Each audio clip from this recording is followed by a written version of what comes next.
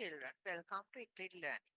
So today I'm going to discuss 2022 ICT MCQ paper, and this will be the second part of it. So I have done other video for which will be covering first 23 MCQs of 2022, which the exam held on 2023 ICT paper. So if you haven't watched that, please go and watch that first because this will be continuation of that paper. And there are other videos I have done from grade 6 onwards up to grade 11 where I will be describing all the theory parts, and I have done some other paper discussions as well. So please go through them if you haven't followed my channel previously. So in this video, I will be starting with 23rd MCQ in 2022 O-level ICT paper, right? So we'll start with the first question in today's video. A student is developing the school website. One of the requirement of the school is that the pages of the website to open quickly. Which of the following file types should the student use for the graphics of the site to suit the above requirement? So they are talking about graphics. So definitely you can ignore this MP3 and this fourth one, web one, because these are not related to uh, graphics or images, right? So, but JPEG and RAW we can consider, and there is a requirement to open the website quickly, right? So that means you should have a kind of a compressed version of images. Then only the page load of the website will be low. So if the page load is low only, it will quickly load the pages. So you have to then make sure you don't have any resources which consume more bandwidth, like videos, very high quality images, a lot of images in there. So if you have them, then the website won't be loading quickly. So for that, we should select what is the best graphic type we have to go for. So before that, let me go for some theory part, right? So hope you remember there are two methods for graphic compressions, lossy one and lossless. So lossy means when you do the compression, it will lose some kind of information. Now, for example, lossy compression is useful. JPEG, TIFF, and BMP are example of lossy files type.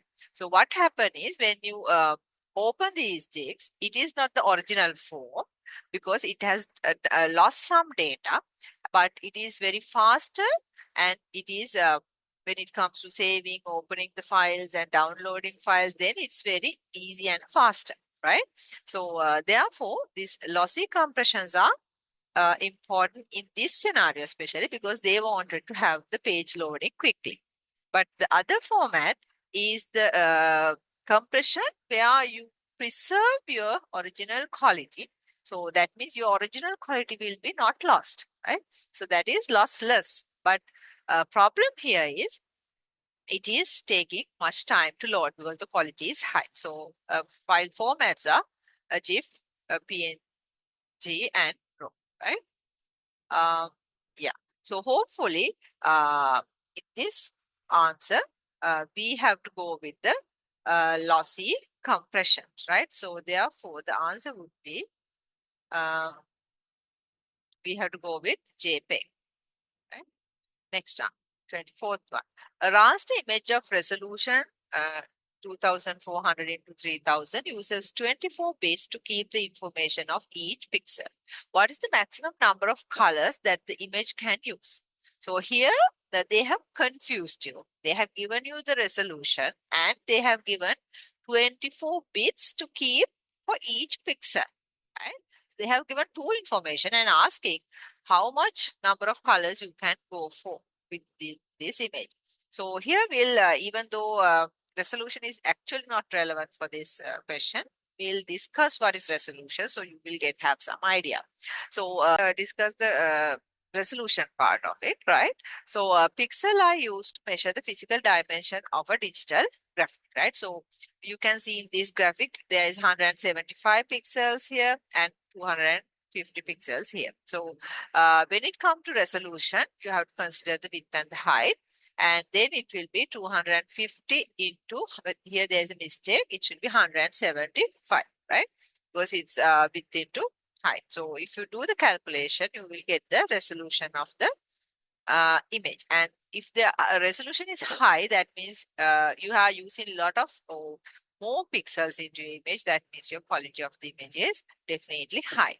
At the same time, quality of the image also you can consider with PPI, that means pixels per inch, okay?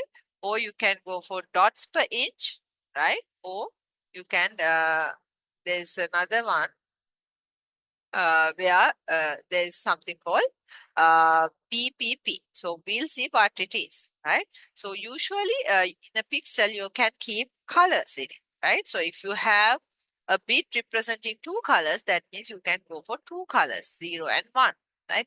If two bits represent uh, how many colors you can go for is for 4 colors, right? So however, for example, if they have given, if a pixel has 4 bits, so you can go for the number of colors it represents. You can go for 2 to the power 4. 2 to the power 4 means if a pixel has 4 bits, a pixel has single bit, then it will have only 2 colors. If a pixel has 2 bits, then there will be 4 colors. If a pixel has 4 bits, 2 to the power 4 means you can represent 16 colors, right? So number of bits per pixel, you can go with the value 4, right? Number of bits per pixel, right? So hopefully you understood this, right? Yeah, okay. So here, as you can see, based on the bits per pixel, these are the values and these are the number of colors you can move. So you can definitely see if the bits per pixel is higher, then the number of colors it represents also getting higher. So the quality will be higher. Okay. So therefore, in this particular question, right, we have to go with, they're asking a maximum number of colors that image can represent. So this resolution is actually no need. They have given 24 bits to keep the information of each pixel. So it means 2 to the power 24 will be your answer, right? So resolution is not needed in this question. Next one. Answer the question 25 to 27 using the given flow chart. So flow charts, hope you understand this, but let me quickly go through the flow chart. No, in the, yeah. So in the flow charts, you have to know what are the symbols it has. So because otherwise you don't understand the flow chart, what it is telling, right? So the initial start and end will be represented like kind of oval thing, right? Then you have for the inputs and outputs. I will show these things in the exam question also. So this will be the rectangle and it will show the process. And here you do the decision making. And here you have flow of direction where the data will flow, right, with arrows. And you have a connector. Connector we don't use, so don't worry too much about it here. Syllabus, right? Let's go for the question. So as you can see, you have start and end, right? And then you have inputs and outputs with the paragraph thing, right? And next you have, this is the process part. So all these are process part. And then you have the decision making here, right? And then you have the print output and the stop, right? So we'll see what happens. They are asking what would be the output of the flow chart if 3 is given as the input, right? So 3 is given as the input. That means n is 3, right? You start, have the n value as 3, right? Then the x value is 1. And then you go here, you check whether n is 1. No, n is not 1, n is 3. So you go into this loop. So x is 1, 1 into 3 is 3. And here it n becomes 2, right? Then you go here, right? You come back and here check whether n is 1. No, n was 3 and then I deduct 1 and it became 2. So this is no part. You come here and x is now how much? Earlier it was 1 into 3, 3. 3 into, now it will be 2. 3 into 2 will be 6.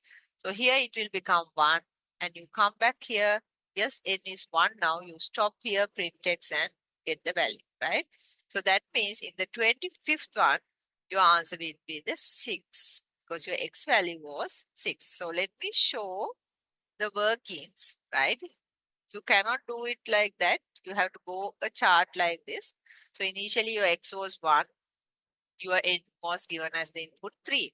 So x value 1 into 3, that means 3, and you deduct 1 from your n value, right? So n will become 2. So again, then here x is 3, you starting from that, n is 2, this is the starting values of that particular loop. And here x is x into n, that means 2 into 3, that means 6, and your n value will become 1 here because you are deducting 1 from 2, right? Now your n value is 2.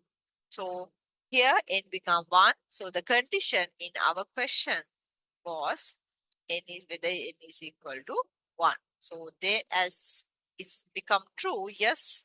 So this loop gets stopped here, right? Which of the following constructs are best suited to be included in the computer program based on this particular flow chart, right? So here, as you can see, a lot of students get this mistaken. If they see this decision box, they think, okay, here it's a if else. If then, no. Now you have, if there is a decision box like this, you have to consider, okay, there can be a condition or there can be a repetition. Both can be there. So then you have to think, okay, if it is a condition, what will happen? Yes part, you are going in a one direction, and no part, you are going in another direction. But in this case, can you see in the no part, it's kind of a loop. You are doing it again and again. So if you get the answer 6 correctly, you understand, okay, here it goes through 2 times here. So this is definitely a loop, right? This is not a if condition, if else or if condition. Because in the if condition, there is no loop happening. There are 2 paths for the yes and no, that's it, and then it's done, right? But in this case, you have kind of a loop happening again and again until this condition becomes true or false. It depends on the flow chart, right? So definitely here we have only an iteration. So that means you can go for the while and while. That means C only, right? C only. So the answer will be the third. Next one, 27th one. In this algorithm, n always has to be a positive integer. Which of the following is recommended for the flow chart to fulfill the above condition? Now, can you understand if I give n as 0, what happens? You come here and you check whether n is 1 or n is 0. So you goes here. So n is 0, so x becomes 0, 1 into 0. And n was 0, 0 minus 1, it becomes minus 1. You come and check here, n is not 1. Go again, you check whether it now n is minus 1, x is 0. Again, this becomes 0, right? Because your x value is again now 0 earlier, the earlier thing. So here n is minus 1, minus 1 in minus 1 minus 1. So that becomes minus 2. So here again it comes and check, no, n is not 1. So can you see the problem here? If n was given as 0, this loop never stops because n will never become 1 because always n will be decremented here, right? And same thing happen if I give input as a minus value, because if I give minus 1 at the starting point, it will check whether n is 1. No, you go and again deduct 1, deduct 1. So minus 1 always become minus 2, minus 3, minus 4 like that. So this condition will never get true. It is like a forever loop. It will be going infinity loop, right? So to stop that, n should be always a positive 1. Otherwise, there is a big problem, right? So what you should do, we'll go for the answers and see, keeping the flow chart as it is, changing n equals 1 to n equals 0. No, can you see if I give n is minus 1, then again it will never, n will never become 0 again. Because always you are deducting 1, deducting 1. So n minus 1 will become n minus 2, n minus 3, n minus 4 like that. So if you are changing this condition to n minus 1, still won't help because, uh, for example, if I give n minus 2, if I start with input as n minus 2, it will always deduct, but it will never become n minus 1 again. Because n minus 2 always will reduce like the n minus 3 like that. Okay. Checking the value of n immediately after it is input and stopping the flow if the n is negative. That means when you receive it here, you are adding a decision box where it will check the n value. And if the n value is negative, less than 0, you can definitely go and stop it at that point. Understood? So you are not going to continue the flow chart. So answer will be the fourth one. The array named A holds the average price of an egg for each month of last year. So you have different values and this is an array. So let's quickly revise what is an array and all, right? The theory part. So usually why we need an array is like, for example, think you need to keep this egg information which was mentioned in the question, like the egg price for 7 days, right?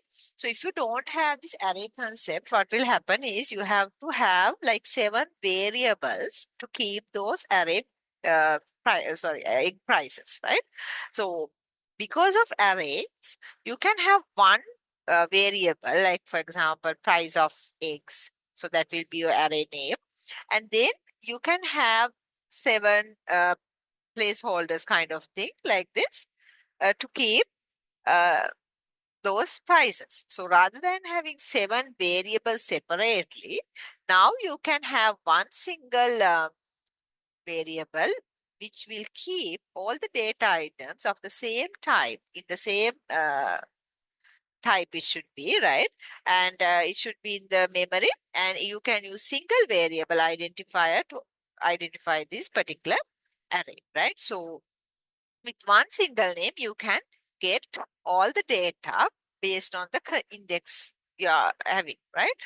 So then you don't have multiple variable names to access that data, right? For example, now see, this is how you have to define your array, the var, right? Then you have the name, and you have to tell array, this is the keyword. Var and array are keywords, and you have to tell the index values of the particular data type like this, right? Off is also a keyword, var keyword, array keyword. This one off is keyword, integer is the data type, right? So you are telling, okay, this array name is marks, and it will have integer values, and it will have from 0 to 9, because you are telling first index to the last index. So first index will be 0, and up to 9 you have things, right?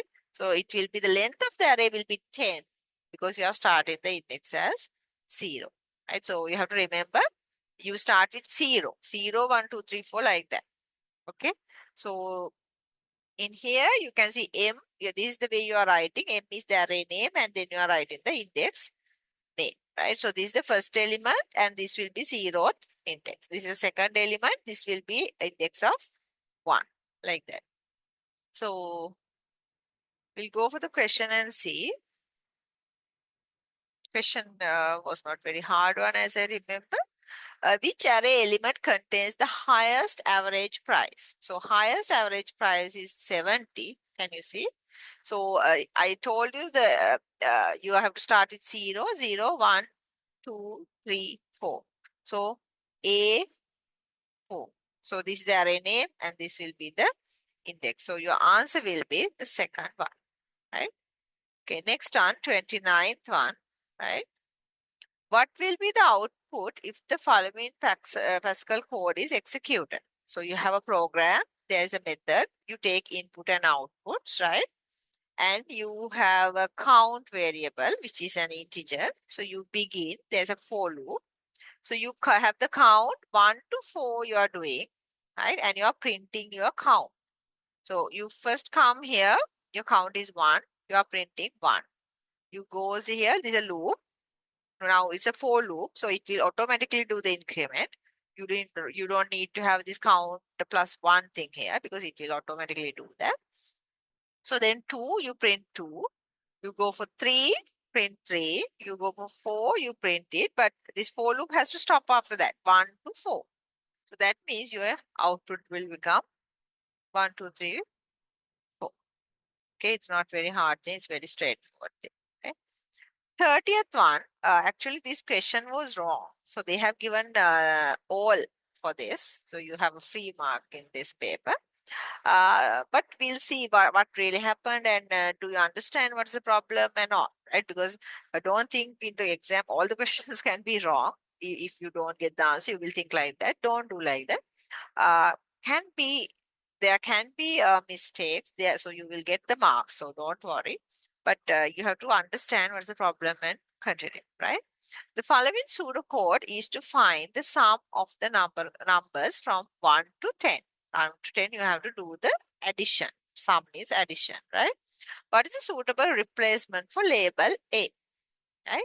So you have two variables, sum and number, right? Sum is 1, number is 1, and you do a repeat, right? And here you have the number, sorry, your sum variable you are adding. Now, for example, 1 plus 1, you have the value 2. Yeah, 1 plus, now what you need, 1 to 10, you have to add the numbers, right? That means 1, 1 plus 2, 1 plus 2 plus 3, 1 plus 2 plus 3 plus 4, like that you have to add it, right? So here, first one, that is okay. You have number 1 and sum is 1, number is 1. You are adding 1 plus 1. You will get the answer as sum as 2, right? Uh, okay, so now sum is 1 and the number is also 1, right? Okay, then they ask, there's a repeat until. So if the number is less than 10, right? You have to do this only the condition is, because this is repeat until, right? If its condition is true, you have to come out, right? So here, now can you see there's a problem in this question? Because if your number is 1, right? 1 is less than 10. We will see what it is because there's no any decrement part you have to. There's always addition stuff. Now, definitely the answer you can easily pick for A, it should be this one because your number should be increased. Then only you add 1, 1 plus 2, 1 plus 2 plus 3, like that you are adding numbers from 1 to 10. Uh, this is the answer, but problem is this condition. Can you see this repeat until this is true only you do. If this is true, you have to come out. Sorry. Okay. Did I confuse you? So repeat until you have to do the repetition until this is false only. If it is true, you have to come out. If it's true, you have to come out. So 1 is less than 10. So if 1 is less than 10 means this condition is true. So if you have to do the repetition until this is true or until this gets true. Right? Yeah. Not like while loop. In the while loop, you check the condition. If it's true only, you do the thing. Here is the other way. If the condition is false only, you repetitively do it. Right? Otherwise, you have to come out. So here as 1 is less than 10, it will stop here.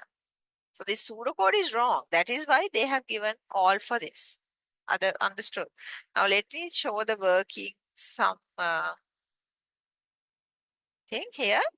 Now it should be first one. It is sum is 1. So you will have the number will become increased, right? That means number will become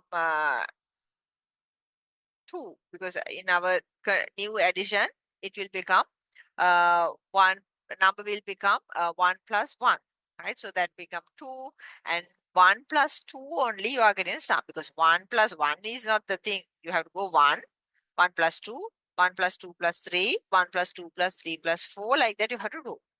Okay. So then you have your value 3 and when you check the number is now 2, right?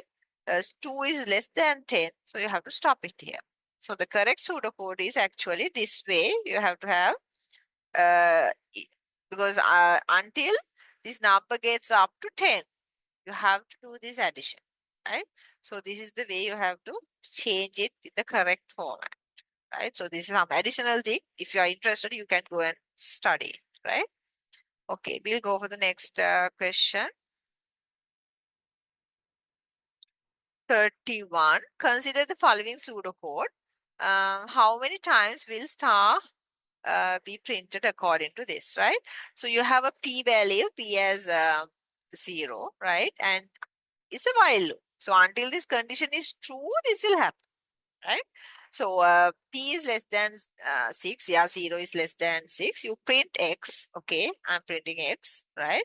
So there's one type, and you increase p by 3. You check the condition, yes, p is now 3, right? 3 is less than 6. You again print another star, right? Then now it's 2 times. Then p, you again increase by 3. So now 3 plus 3 is 6. So 6 is not less than 6. So you come out. So there will be only 2 time prints for this. Right, very easy one. But let me quickly show the workings also if somebody is bit confused.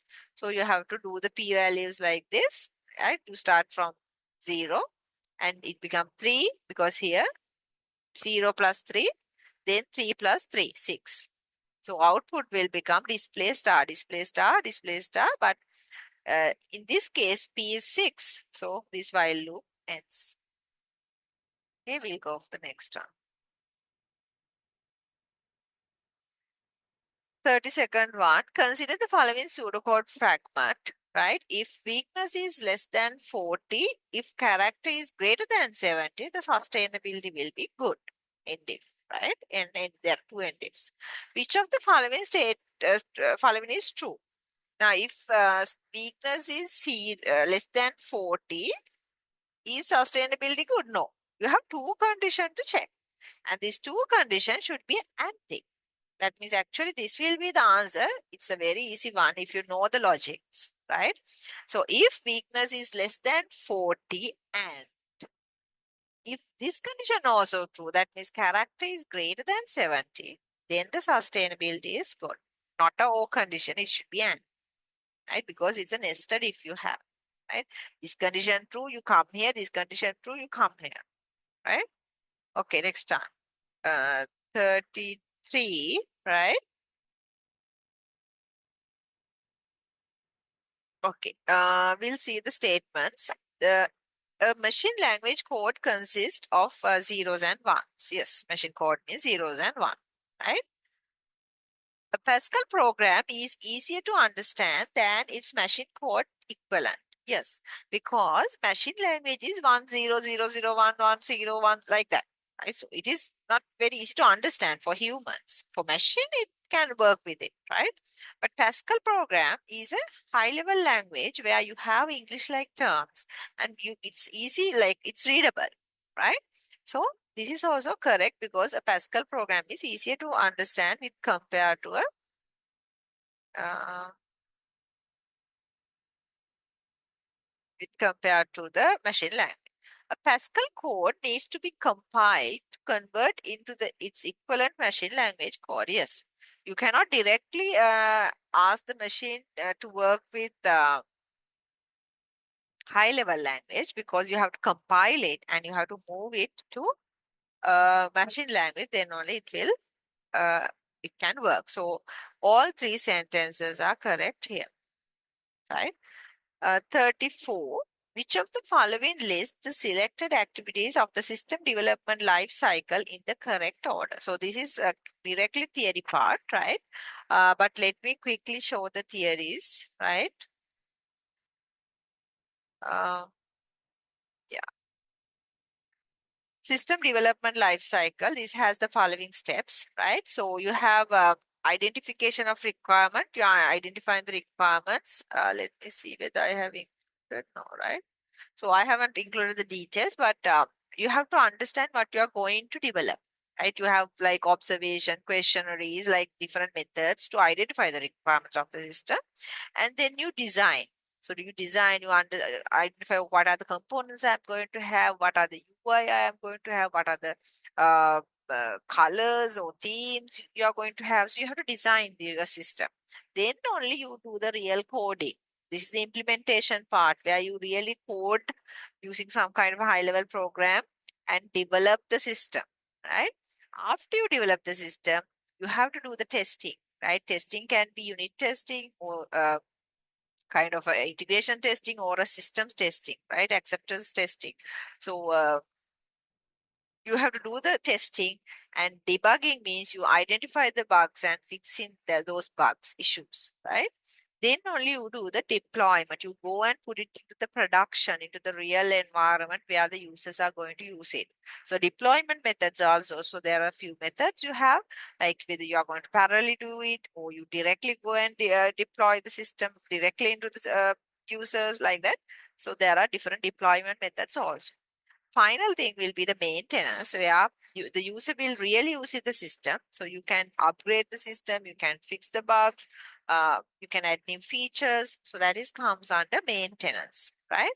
So this is very easy one. Let me check the answers. Which of the following had the order, right? You have to pick the correct order. So you can see only requirement identification is here, but let's see whether the other steps are correct because sometimes it can be misleading. So you identify the requirement, design, you code, you test, and you deploy, and you have the maintenance. Yes. Second one. If you know the theory, it's a very straightforward thing. Uh, 35, right? So assume a complex software system consists of many units is being developed. Which of the following list the type of testing involved in the correct order? How you do should do the testing. So let me show the theory part for that. So this is from grade 11, right? Sorry, this slide was the wrong one. Yeah, testing and debugging. Yes, so you have unit test. I will explain these things. Then you do the integration testing, then you do the system testing, and then finally it will be acceptance testing. Unit testing means now you have developed the system, right? There will be different units. So these units you have to separately test, right? So for example, accounting section you are doing separately, procurement you do separately, product part you do separately, like the unit wise you do separate testing. Integration testing means these units, you get it into integrated, you connect them, and then you test whether this connection is working fine, right? Then the third one will be the system testing, where you will test the whole system as a one, right? You do the full flow and see whether it is working as it is. So usually these three things are done by the developer, and then finally, again, a QA or the quality assurance person will do the system testing, right? Next comes the acceptance testing, where the final user is going to carry out and see whether it works as per their requirement, right? So this is very important because acceptance testing only confirms whether you have done the things correctly. Because if the client says, no, this is not what I wanted, the whole system is not in use, right? Not going to work, right? So acceptance testing is very important, therefore, right? Next one,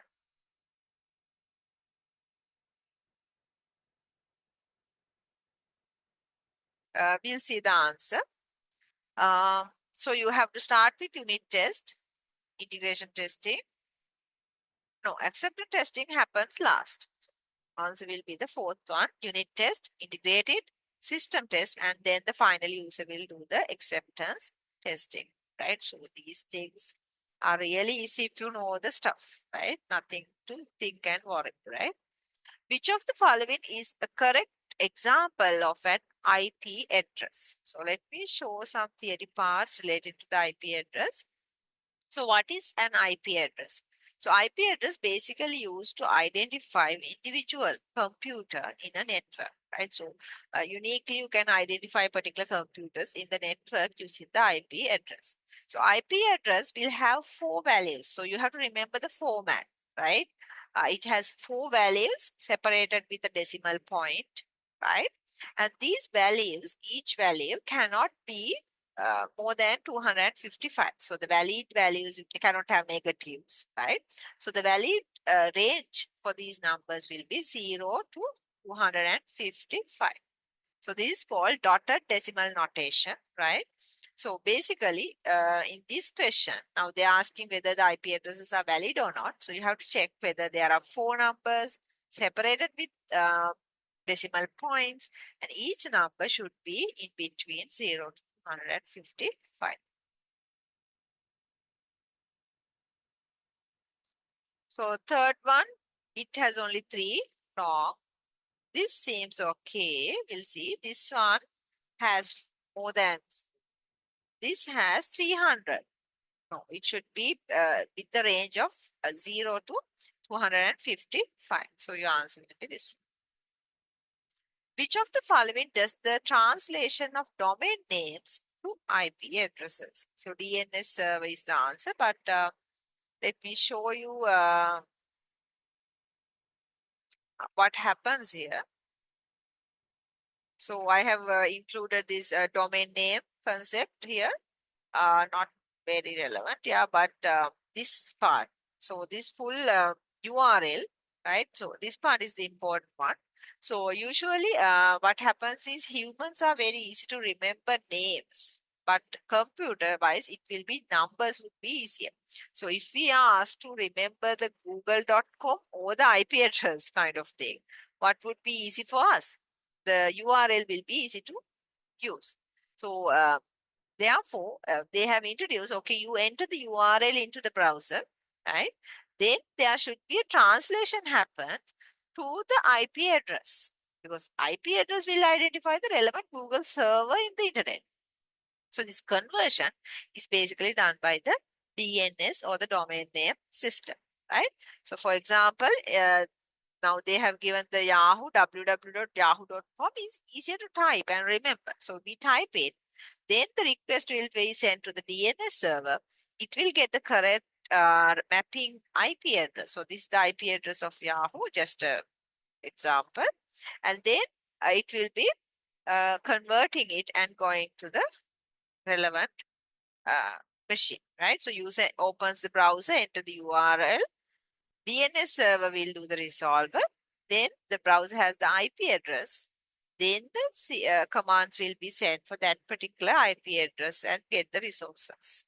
Okay.